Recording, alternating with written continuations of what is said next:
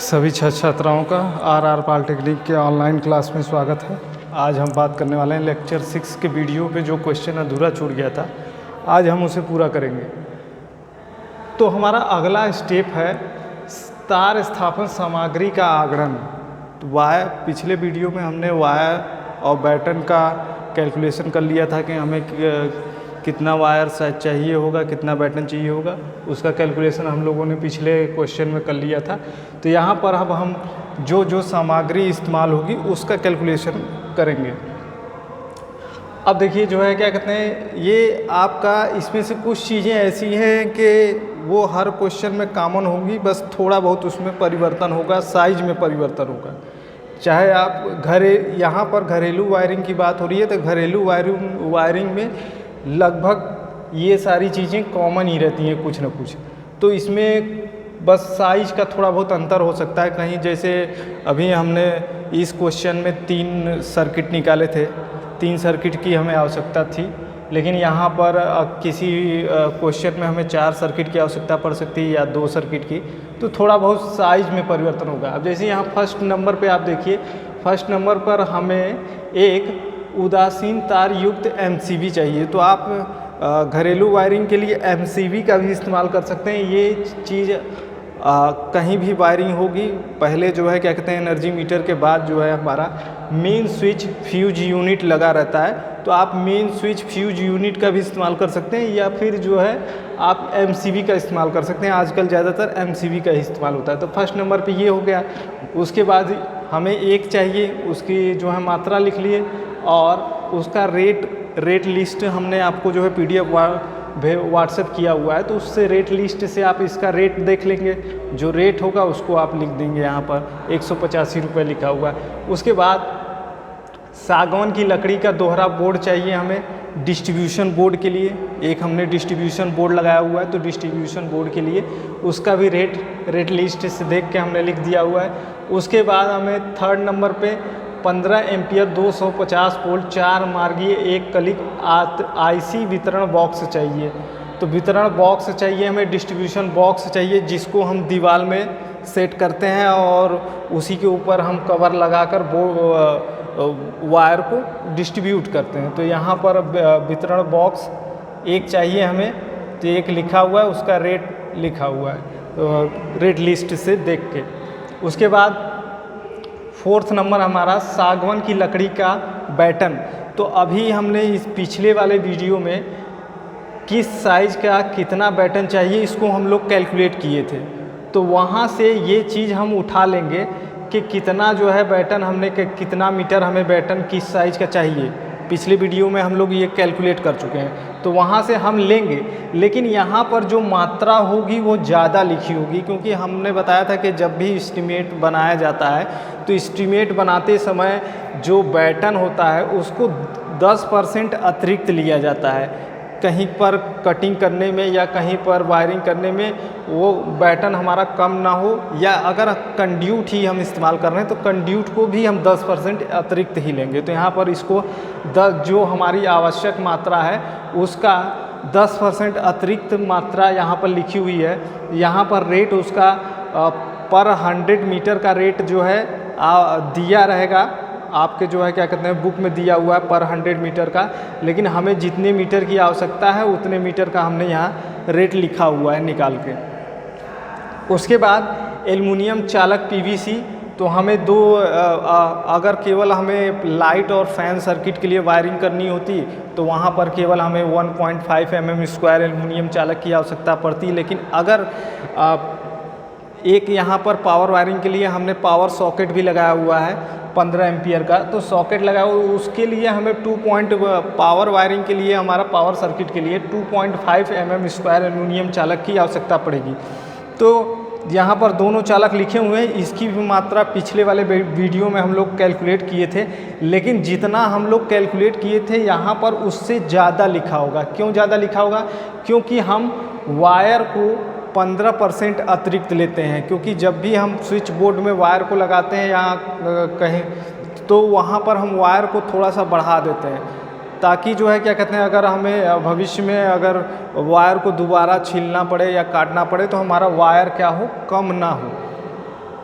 उसके बाद 6 नंबर पे है सागवन की लकड़ी की गुल्ली, और संख्या इसकी 200 में। इसकी संख्या कैसे निकालेंगे? इसकी संख्या जो है हमारी जो टोटल वायरिंग का हॉरिजॉन्टल रन और वर्टिकल रन गया हुआ है उसी के आधार पर एक अनुमानित संख्या हम इसको लिखते हैं। जैसे कि हमें गुल्ली का पता है, बैटन वायरिंग में क्या होता है, बैटन वायरिंग में जो लकड़ी की पट्टी होती है उसको दीवार में सेट किया जाता है गुल्ली की सहायता से। गुल्ली को पहले दीवार में सीमेंट की सहायता से सेट किया जाता है, उसके ऊपर बैटन को चिपका कर कील से ठोका जाता है। तो गुल्ली जो होती है हमारी एक जो है नियमित अंतराल, मतलब 30 से 45 सेंटीमीटर की नियमित अंतराल पे जो है गैप दे के उसको हम लगाते हैं। तो वहाँ पर गुल्ली हम लगाते हैं। गुल्ली लगाने के बाद उस पर बैटन को कील की या स्क्रू की सहायता से हम कस देते हैं। उसके बाद बैकेलाइट शीट सहित लोहे का बॉक्स, ये हमें 3 चाहिए स्विच बोर्ड के लिए। स्विच बोर्ड हम लोगों ने 3 लगाया हुआ है। आप क्वेश्चन में देखेंगे हमारा जो है क्या कहते हैं, पिछले वीडियो में आप अगर इसके जो 2 वीडियो और बन चुके हैं आप उसमें अगर देखेंगे तो हमने 3 स्विच बोर्ड लगाया हुआ है। तो उसको कवर करने के लिए 3 हमें शीट चाहिए। तो यहाँ पर उसका रेट पर के हिसाब से लिखा हुआ है 175 रुपये पर पीस का। तो यहाँ पर 3 पीस हमें चाहिए, तो 3 पीस का हम यहाँ निकाल के लिखे हुए हैं। फिर उसके बाद सागवन की लकड़ी का दोहरा राउंड ब्लॉक 10 सेंटीमीटर व्यास का, संख्या 10 लिखी हुई है। राउंड ब्लॉक क्या चीज़ है? राउंड ब्लॉक हमारा जो है जैसे जहाँ पर लाइट लगा हुआ है, फैन लगा हुआ है, तो वहाँ पर वायर्स को खींचने के लिए वायर का जो इलेक्ट्रिकल पॉइंट हम प्रोवाइड कराते हैं बल्ब या पंखे के लिए, तो वहाँ पर हम राउंड ब्लॉक लगाते हैं। उसके बाद जो है क्या कहते हैं 9th नंबर हमारा वायरिंग क्लिप। वायरिंग क्लिप क्या है?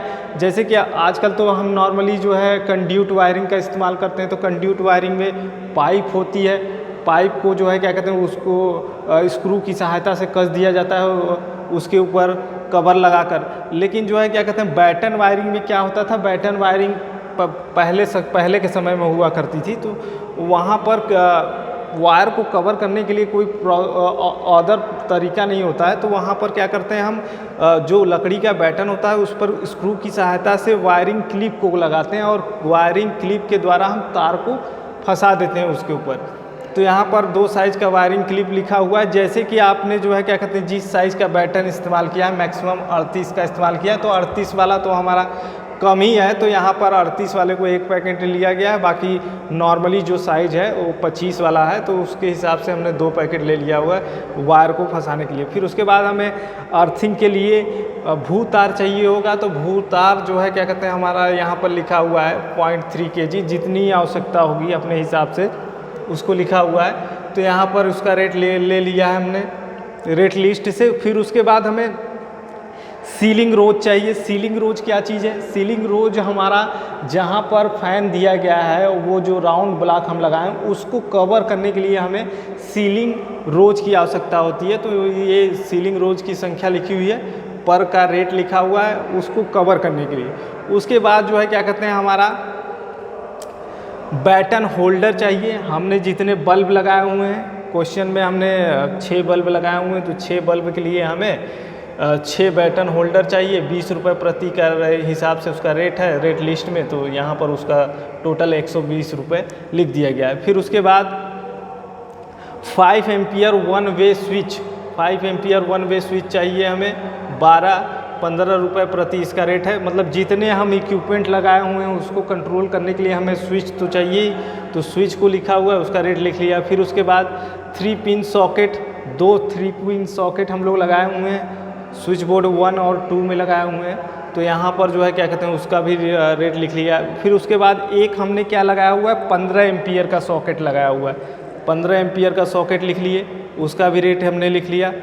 फिर उसके बाद लकड़ी पर पेंच, कील और सीमेंट बालू जो एक अनुमानित संख्या अपने हिसाब से इसको हम ले सकते हैं और उसका रेट हमने जो है लिख दिया हुआ है। फिर उसके बाद जितना भी रेट है उस सभी रेट का हम क्या करेंगे टोटलिंग कर देंगे। टोटल करने के बाद यहाँ पर हम लास्ट स्टेप है भवन में आंतरिक तार स्थापन में कुल लागत। तो यहाँ आवश्यक सामग्री की कुल मूल्य इसका जो टोटल है उसको हम लिख लेंगे।